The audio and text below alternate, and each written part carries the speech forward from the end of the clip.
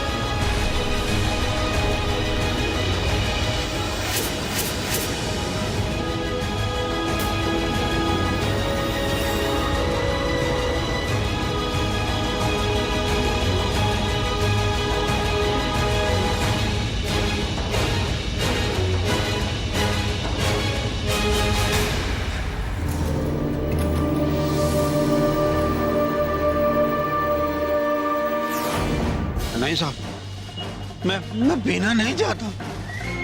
मैं ज्यादा पीऊंगा तो मर जाऊंगा।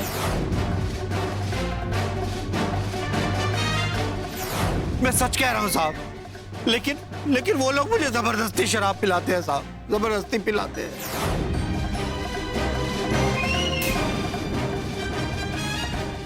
अभिनव, ये तो वही आदमी है जो उस दिन मेरी गाड़ी के साथ टकराया था। मुझसे कह रहा था कि मुझे शराब नहीं पीनी।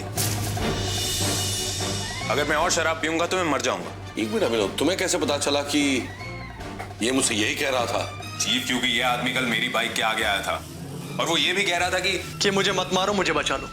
ये लोग शराब पिला के मुझे जबरदस्ती मारना चाहते हैं। साहिल, इसका मतलब ये कि ये एक मिनट मतलब तो ये हुआ कि ये आदमी हम तीनों को कुछ कहना चाहता था जो हम समझ नहीं पाए। मगर क्या? साहिल,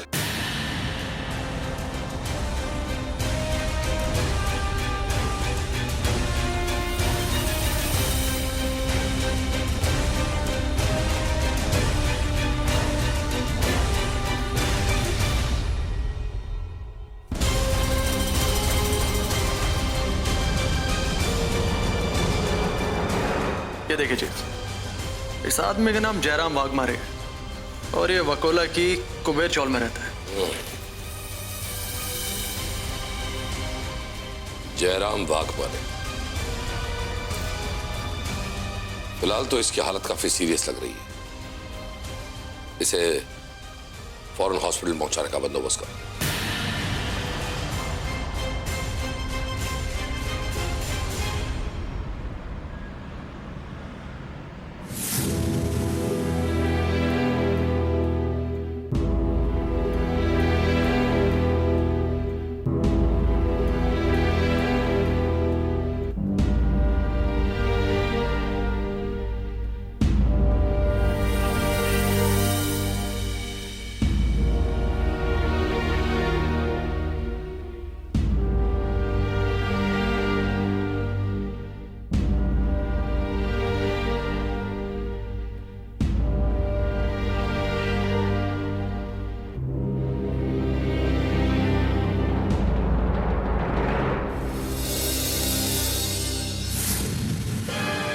जयराम के शरीर में शराब की इतनी ओवरडोज चली गई है कि उसका लीवर इस समय एक बहुत ही क्रिटिकल सिचुएशन में आ गया है। ऐसा लगता है जैसे उसे पिछले कई दिनों से खाना पानी छोड़ के शराब और सिर्फ शराब ही दी जा रही थी।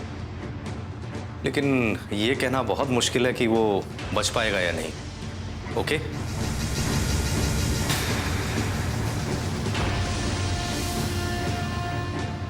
अभिनव साहिल, जयराम की इस बेहोशी ने इस सवाल पर और एक प्रश्नार्थ चिन्ह लगा दिया है कि आखिर वो हमें कहना क्या चाहता था। खैर, जयराम से जुड़ी हर चीज की तहकीकात करना शुरू कर दो। भले इस वक्त जयराम हमें कुछ न बता सके, लेकिन उसका इतिहास उसके बारे में जरूर कुछ न कुछ तो बोलेगा ही। को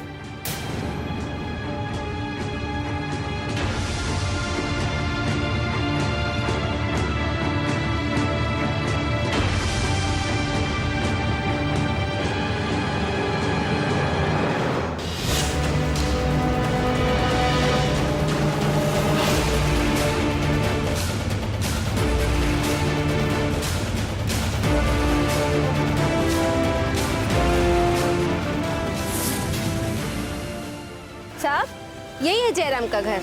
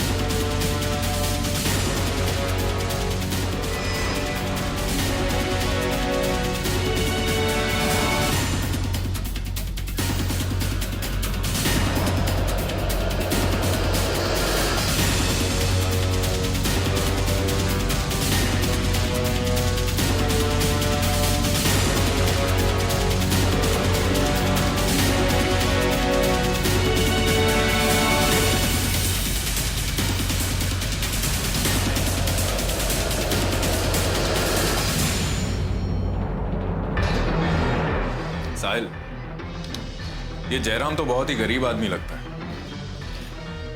लेकिन अभी एक बात मेरी समझ में नहीं आई। 24 घंटे शराब के नशे में रहने वाले जयराम के घर से एक भी शराब की बोतल, एक भी थैली नहीं। ये बात तो सोचने वाली। ये जयराम यहाँ कितने साल से रहता है? यही करीब 3 साल से।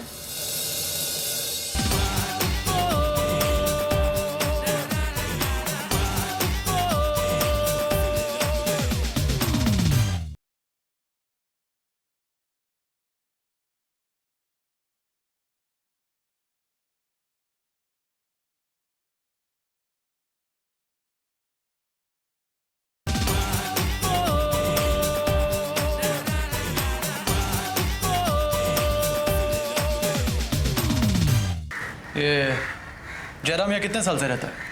यही करीब 3 साल से। क्या ये जयराम यहाँ पर अकेला रहता था?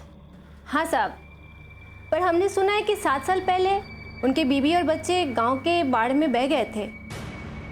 पर जयराम जब से यहाँ आया है तब से अकेला ही रहता था।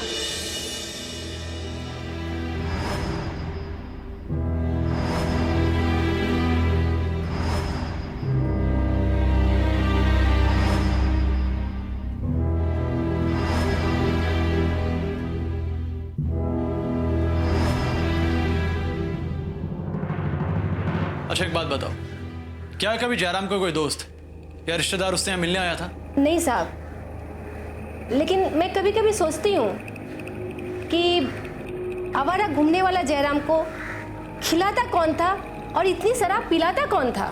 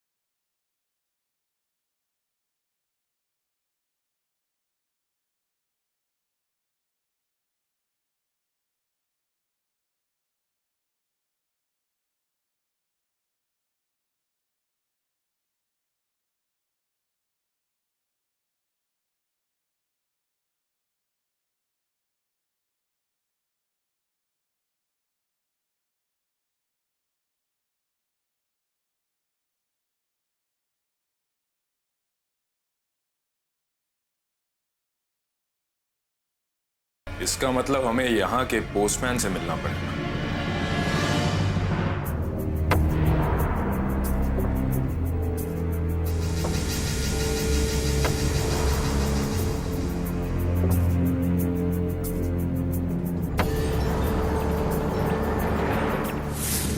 साहब, जयराम के नाम से 2-3 बार लेटर आए थे, पर वो किसी रिश्तेदार के नहीं, कोई बीमा कंपनी ने लिखे थे।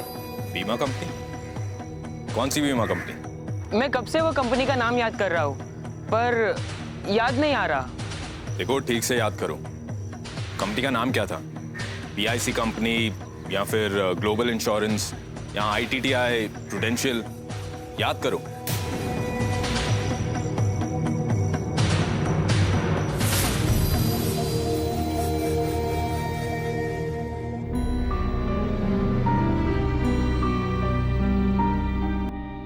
हाँ साहब, 2 साल पहले जयराम का राशन कार्ड बनाया। अच्छा एक काम करो, जयराम के भाई और भाभी राजू जयश्री, क्या उन दोनों का नाम भी राशन कार्ड में है? मुझे देखकर बताओ।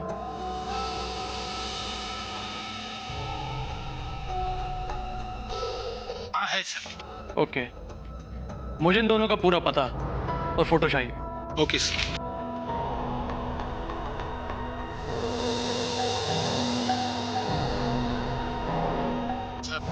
हैरानी की बात यह है कि जयराम के सारे डिटेल्स हैं, लेकिन उसके भाई और भाभी का कोई डॉक्यूमेंट्स नहीं है, नहीं फोटो और नहीं एड्रेस।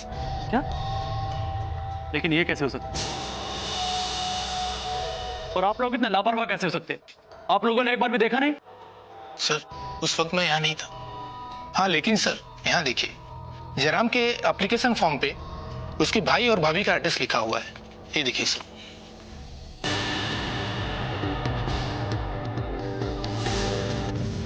बीमा के हर रोज के कितने लेटर बांटता हूँ, कुछ याद नहीं आ रहा, पर मेरे ख्याल से वो सारे लेटर हरे रंग के थे।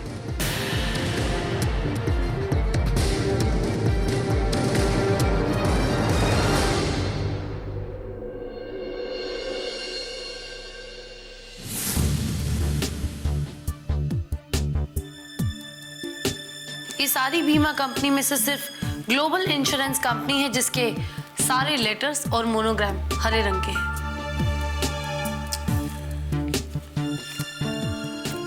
अभिनव, इस ग्लोबल इंश्योरेंस कंपनी में फोन करो और पता लगाओ।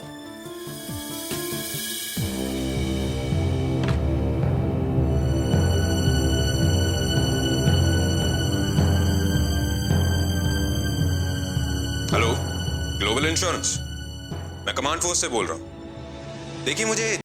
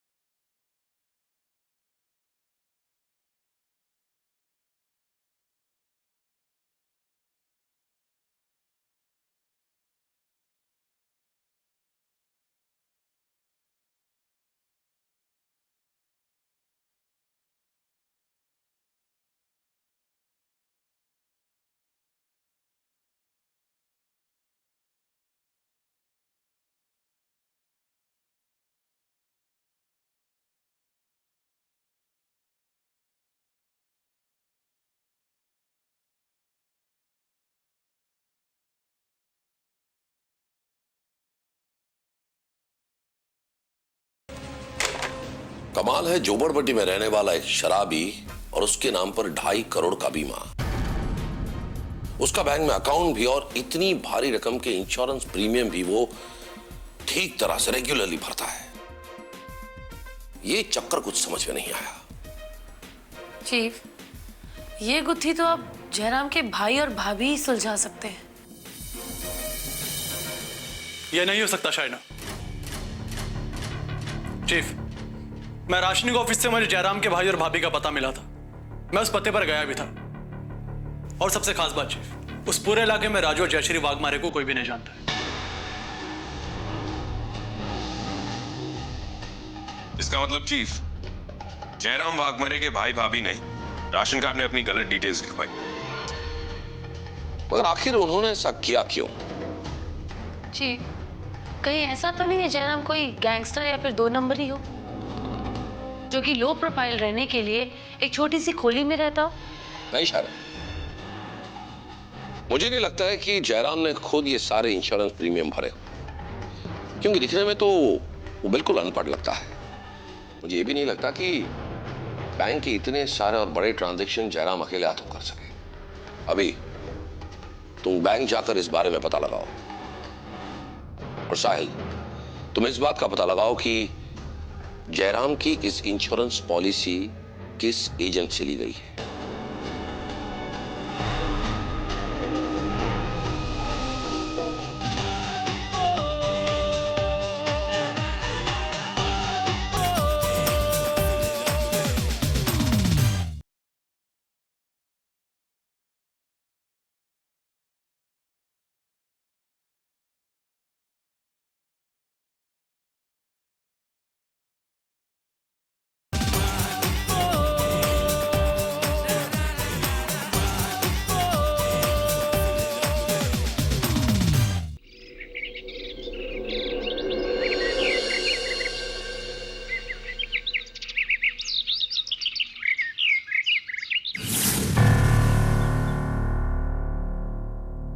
ऑफिसर, ये अकाउंट तो 10 साल पुराना है और इस अकाउंट के नॉमिनी के रूप में 1 मिनट।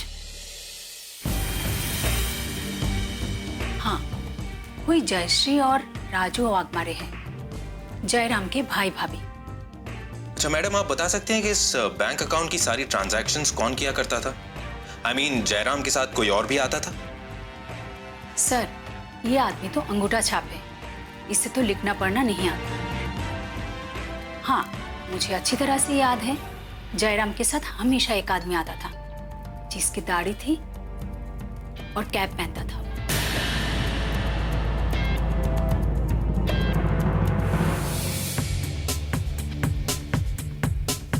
चीफ, जयराम का बैंक अकाउंट 10 साल पुराना है और पिछले 10 सालों से उसके बैंक अकाउंट के नॉमिनीज राजू और जयश्री, यानी कि उसके भाई और भाभी। अभी इसका मतलब ये कि या तो ये काम जयराम के असली भाई भाभी ने किया है, और या तो फिर कोई है जिन्होंने अपने आप को जयराम के नकली भाई भाभी बना लिया है।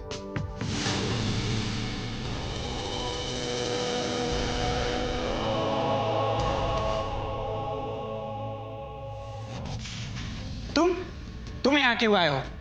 मैंने कहा था ना कि मेरा फैसला नहीं बदलेगा। कोई बात नहीं, जैसे तेरा फैसला नहीं बदलेगा वैसे ही ऊपर वाले का फैसला भी नहीं बदलेगा। क्या क्या क्या क्या क्या मतलब? मतलब तेरी मौत।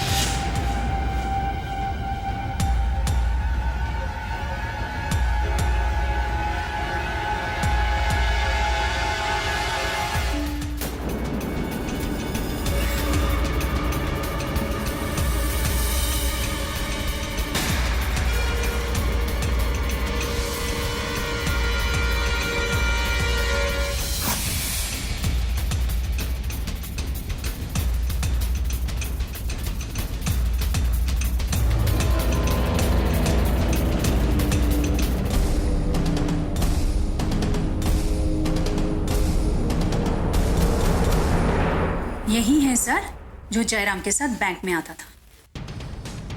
तो यही है वो जिससे पहले जयराम की जिंदगी के साथ खिलवाड़ किया, और अब इसी ने सूरज पाटिल का खून किया। क्या आप इसका नाम पता जानती हैं?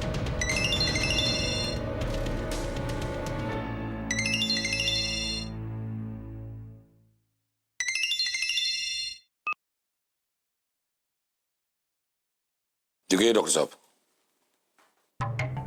क्या जयराम की तबीयत बिगड़ गई है जी, हम फौरन वहां पहुंच रहे हैं।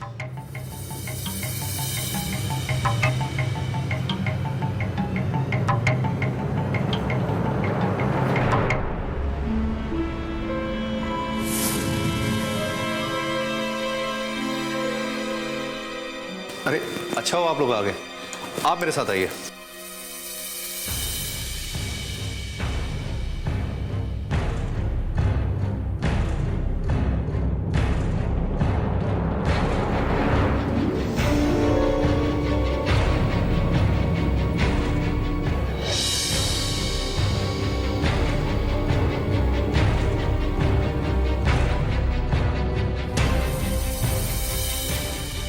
क्या हुआ चीफ?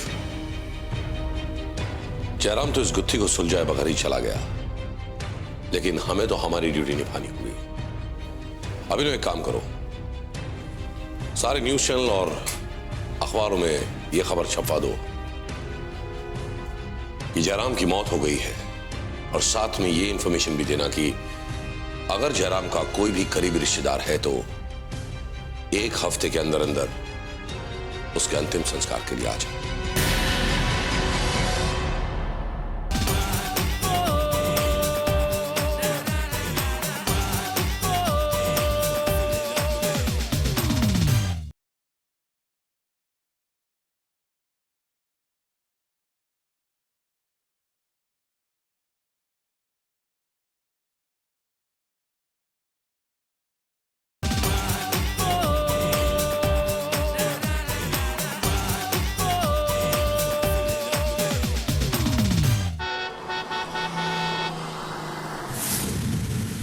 चीफ, जयराम की मौत को अब 1 हफ्ते से ऊपर हो गया। हमने न्यूज़पेपर्स और टीवी के जरिए ये न्यूज़ लोगों तक पहुंचाई, लेकिन उसकी बॉडी क्लेम करने अब तक कोई नहीं आया। तो इसका मतलब ये हुआ कि अब हमें उसका अंतिम संस्कार करना होगा। आपका सब डॉक्यूमेंट मिल गया है। जैसे ही सब पेपर क्लियर होते हैं मैं तुम्हें इन्फॉर्म कर दूँ। हो साहब। जी कहिए। मैं जयराम वाघमारे की पत्नी हूँ, और मेरे पति ने मरने के 3 महीने पहले ही मुझे बताया था कि उसने बहुत बड़ा बीमा करवाया है। अच्छा, आप जयराम की पत्नी हैं। अगर आप उनकी पत्नी हैं तो ये बताइए दोनों लोग कौन हैं? मुझे क्या मालूम कि ये लोग कौन हैं? अरे ऑफिसर, इन्हें कैसे पता होगा? ये नकली पत्नी जो है, अगर ये असली पत्नी होती तो ये अपने देवर और देवरानी को नहीं जानती। देखिए, ये जयराम के भाई और भाभी हैं, और जयराम ने अपने बीमे की रकम का वारिसदार इन्हें बनाया। अब आप यहां से जाइए। नहीं साहब, जयराम की असली पत्नी मैं हूँ, और बीमे का पैसा भी मुझे ही मिलना चाहिए। अगर आप जयराम की पत्नी हैं तो क्या सबूत है आपके पास? सबूत है ना।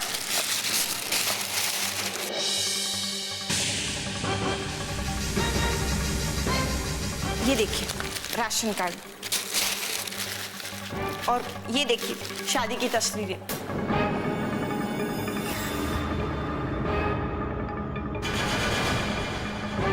क्या है तुम्हें? कौन हो तुम? ये नकली दस्तावेज दिखाकर तुम जयराम की बीवी बनना चाहती हो? मुझे सब पता है कि जयराम की बीवी बहुत पहले मर चुकी है। जयराम के नाम पर इतना बड़ा बीमा है, ये सोचकर तुम उसकी बीवी बनने का नाटक कर रही हो। लेकिन साहब वो... चली जाओ यहां से, वरना अभी तुम्हें अंदर करवा दूंगा। अरे मैनेजर साहब, आप ऐसे कैसे किसी से बात कर रहे हैं? अगर ये औरत पढ़ी लिखी नहीं है तो क्या आप इसकी बात भी नहीं सुनेंगे? देखिए मैडम, यहाँ हर मरने वाले के दूसरे दिन नए पुराने रिश्तेदार पैदा हो जाते हैं। हम सबकी सुनने लगे और सबका हक देने लगे तो ये कंपनी बंद करने का वक्त आ जाएगा। और वैसे भी हमने जयराम के सारे ओरिजिनल पेपर्स चेक किए हैं। ये औरत फ्रॉड है। ये सारे पेपर्स उसे वापस कर देना और अपने काम पे लग जाना।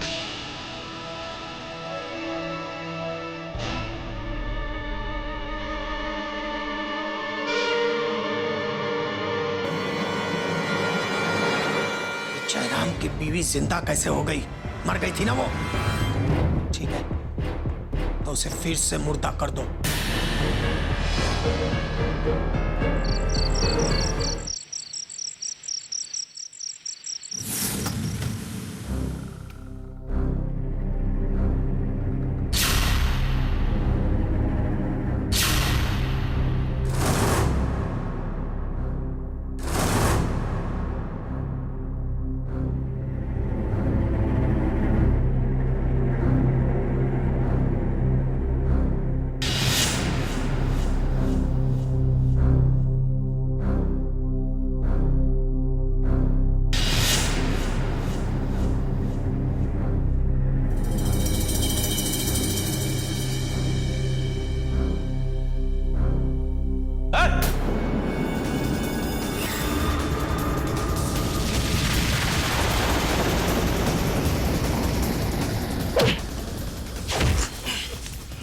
बता मुझे याद में तू किसने भेजा तुझे? बोल। नहीं मुझे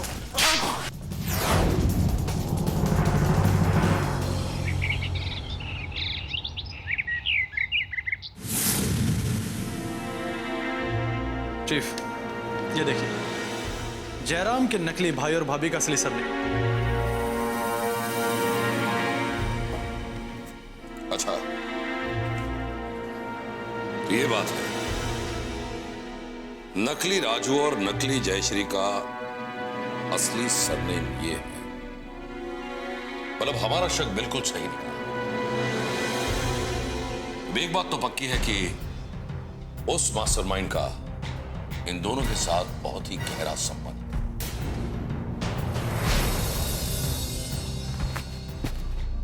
जी कहिए।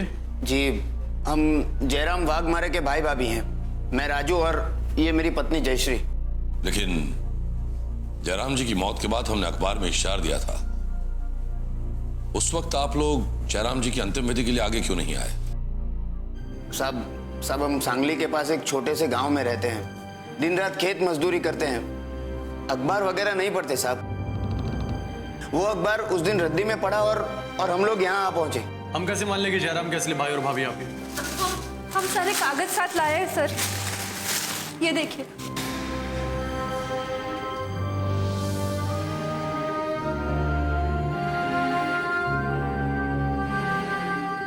सविता जी,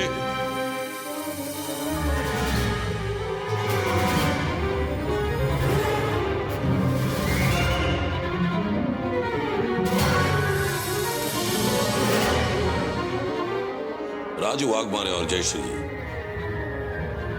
ये सविता जी जयराम जी की पत्नी। आप इन्हें तो अच्छी तरह जानते होंगे ना? अब ये क्या कह रहे हैं सर? मेरी भाभी तो 7 साल पहले बाढ़ में मर चुकी है। होए साहब, ये मेरी जेठानी नहीं है, ये तो कोई बहरूपिया है।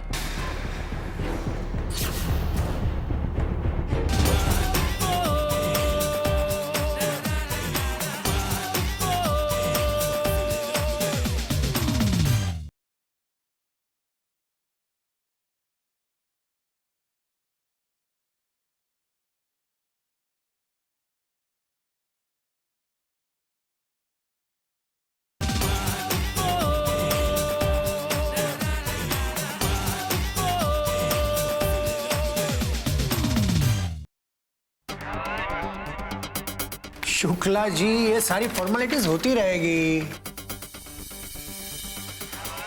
पहले इनको 2.5 करोड़ का चेक दे दीजिए। रुकिए मैनेजर साहब।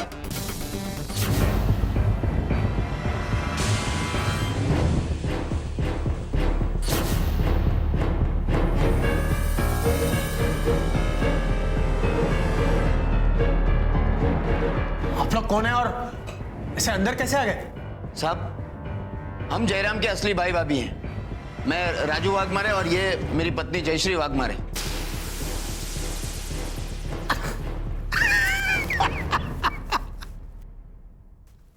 जयराम बेवड़े ने 2.5 करोड़ का बीमा क्या निकाला?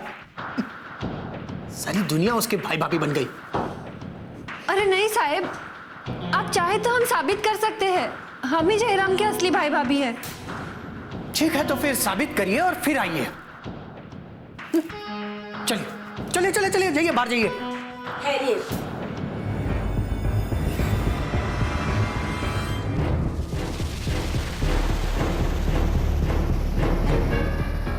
जयराम की पत्नी अभी तक जिंदा है।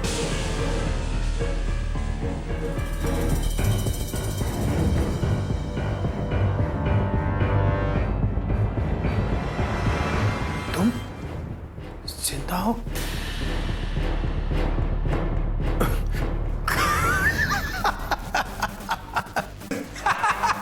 लो, अब जयराम की नकली बीवी भी आ गई। देखिए, ये जयराम की नकली पत्नी है, असली हम है, इसलिए बीमा की रकम हमें ही मिलनी चाहिए। ये गलत है। जयराम की असली पत्नी मैं हूं, इसलिए उसके बीमे की रकम मुझे ही मिलनी चाहिए। तुम तीनों को कुछ नहीं मिलेगा। जयराम का असली भाई ये है।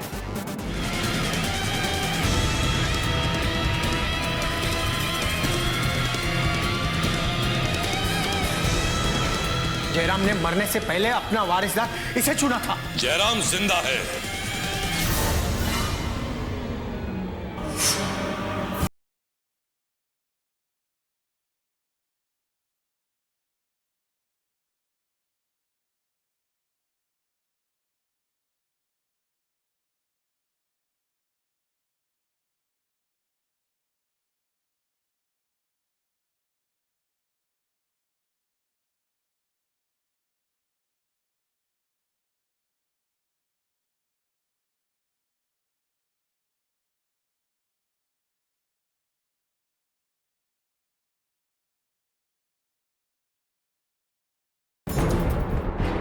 अगर किसी ने कोई होशियारी करने की कोशिश की तो मैं इसकी खोपड़ी उड़ा दूंगा।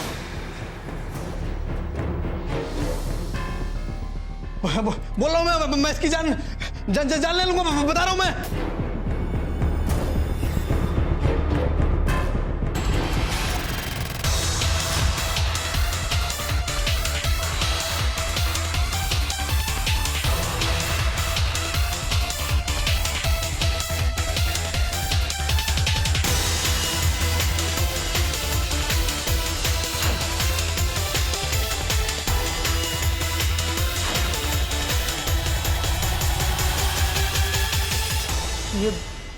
ये सब क्या है ऑफिसर? ये सविता जिंदा कैसे हो गई? सिर्फ सविता ही नहीं, जयराम भी जिंदा है। What? और वो हमारी कस्टडी में है।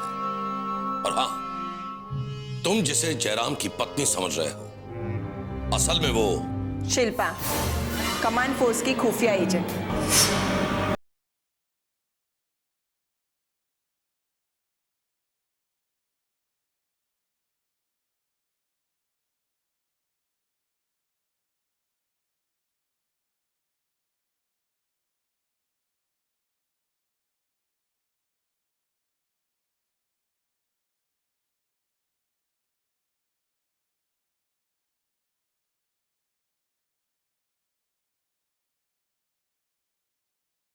क्यों पांडे साहब, कैसा लगा हमारा खेल? अगर आप जयराम के नकली भाई भाभी पैदा कर सकते हैं तो क्या हम जयराम और उसकी बीवी को दोबारा जिंदा नहीं कर सकते? मैंने नहीं, ये सब झूठ है। मैंने कुछ नहीं किया। अरे पांडे साहब, जरा सुन तो लो, बाद में रिएक्ट करना।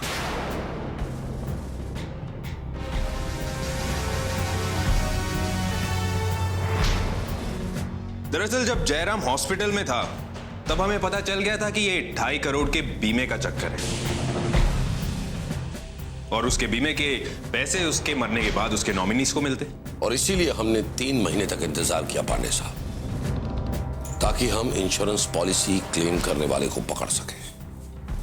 और उस दिन जब राठौड़ साहब, जयराम का ऑपरेशन कामयाब हो गया है, अब वो खतरे से बिल्कुल बाहर है।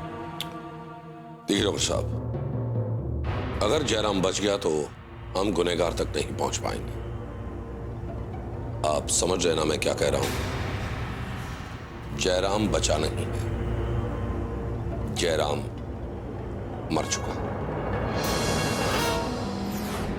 लेकिन जयराम की चलती हुई चीता की फोटो मैंने खुद देखी है और उसकी बीवी को मार दिया गया है, वैसी खबर भी मुझे मिली थी। पांडे साहब, जब आप अपने भाई भाभी को जयराम के नकली भाई भाभी बनाने के लिए उनका रेशन कार्ड और उनके नकली फोटोग्राफ्स बनवा सकते हैं, तो क्या हम जयराम की नकली चीता नहीं बनवा सकते? हमारी खुफिया एजेंट सविता के लिए नकली दस्तावेज नहीं बनवा सकते? और रही बात सविता के बच जाने की, तो उस दिन जयराम की बीवी जिंदा कैसे हो गई? वो तो मर गई थी ना। ठीक है, अगर वो जिंदा हो गई है तो उसे फिर से मुर्दा कर दो, समझे?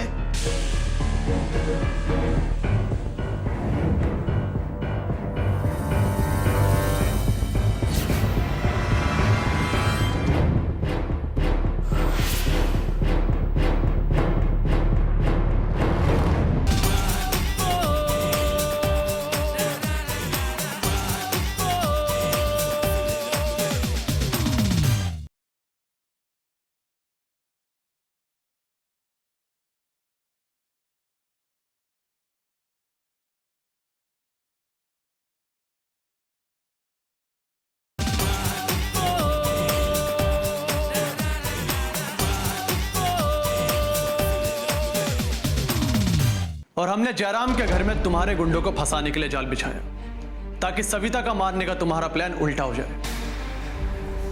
और बाद में हमें ने तुम्हारे गुंडों से झूठ बुलवाया कि उन्होंने सविता का कत्ल कर दिया है। हमें तो बहुत पहले ही पता चल चुका था कि इस प्लान के मास्टरमाइंड तुम हो।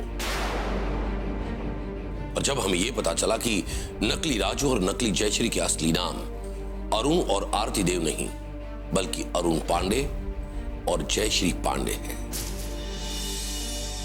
बस ये पांडे सरनेम सुनते ही हमने तुम पर नजर रखना शुरू कर दिया। बैंक ऑफिसर ने एक दाढ़ी और कैप वाले का स्केच बनवाया था, और फिर जब कंप्यूटर से हमने उस स्केच में दाढ़ी और कैप हटा दिया, तब सारी असलियत सामने आ गई। और हम समझ गए कि सूरज का खून अरुण ने ही किया है, और हम तुम्हें असली मौके पर पकड़ना चाहते थे जिस वक्त उस 2.5 करोड़ के चेक की हेराफेरी हो रही हो।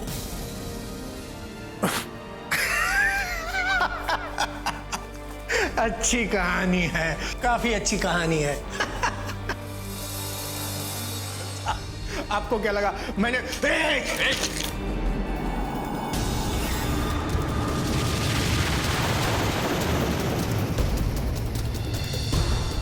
कोई होशियारी नहीं दिखाएगा। तुम इस तरफ आओ, इस तरफ। कोई होशियारी नहीं। अगर होशियारी दिखाई ना तो इसके सर में छेद कर दूंगा, समझे?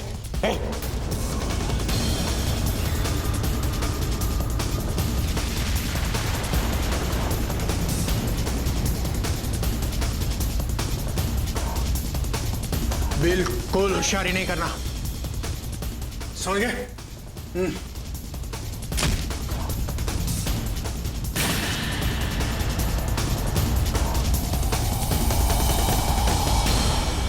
बोलो, बोलो, तुमने ये सब क्यों किया?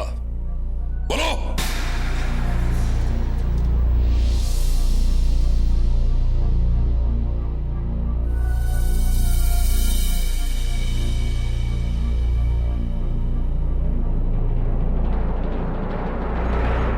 मैं जयराम को बरसों से जानता था। वो यहां पर स्वीपर था। मुझे पता था कि जयराम शराब के लिए कुछ भी करने को तैयार हो जाएगा, और मुझे इंश्योरेंस की सारी बारीकियां मालूम थी, और मैं चाहता था कि जयराम की कुदरती मौत हो। मैंने जयराम की उसी कमजोरी का फायदा उठाया। मैं उसे 24 घंटे शराब पिलाते रहता था ताकि वो 1-2 साल में मर जाए।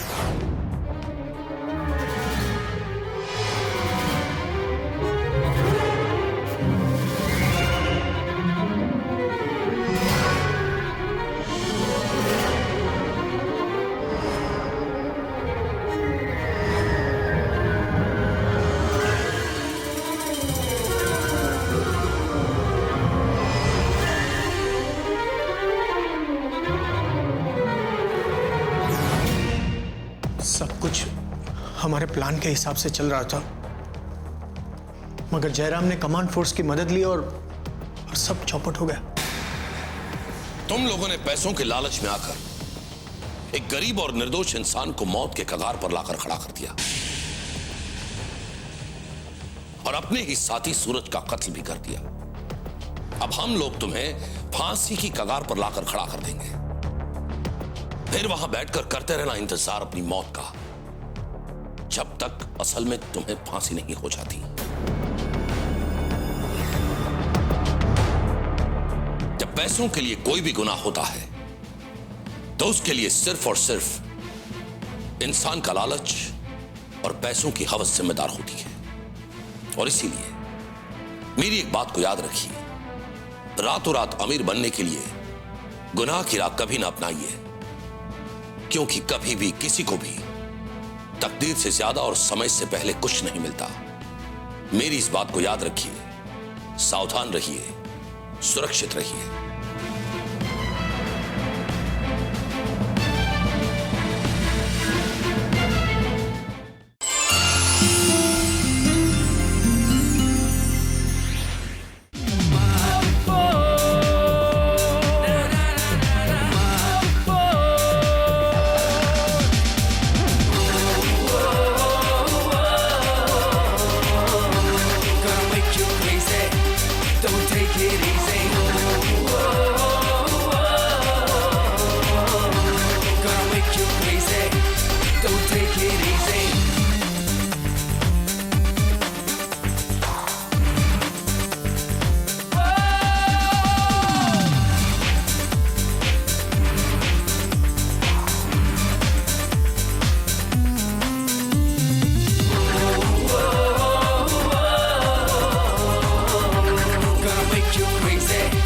Don't take it easy.